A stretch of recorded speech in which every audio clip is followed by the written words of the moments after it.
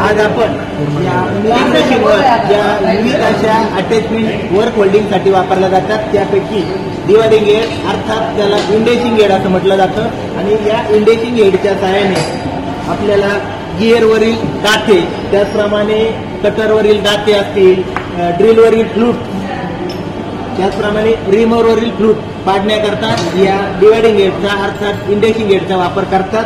तर याचा वापर करत असताना या वर्क होल्डिंग डिव्हाइसच्या सहाय्याने काम करत असताना या इंडेसिंग क्रँकच्या 40 फेऱ्यामध्ये या स्पिंडलचा एक फेरा होतो. जे 40 वेळा फिरवल्यावर याचा एक फेरा होतो.